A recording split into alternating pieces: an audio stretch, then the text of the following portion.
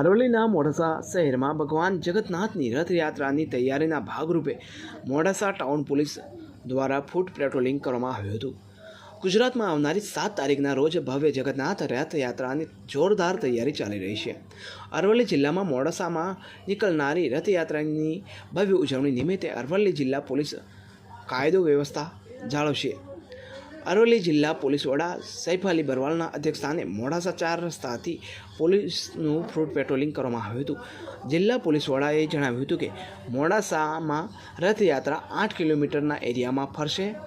કાયદોની વ્યવસ્થા જાળવવામાં આવે તેવી પોલીસ દ્વારા કામગીરી કરવામાં આવશે.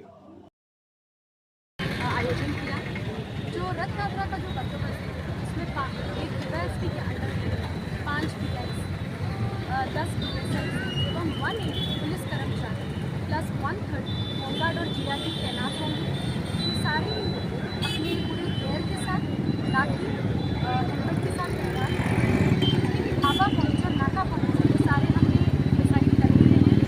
इसके अलावा body worn cameras street light video एवं ड्रोन से पूरा जो रूट है ऑलरेडी इसकी रेकी हो चुकी है एवं उस दिन दोनों का यूज़ किया है. ये जो यात्रा है ये 8 किलोमीटर की यात्रा है जिसमें 2 बकरी होगी और 2 डीजेस होंगे. उनके साथ हमारा सतत PSI का पेट्रोलिंग भी रहेगी. पूरे हम बंदोबस्त एवं हर चीज़ में हम लोग तैयार हैं.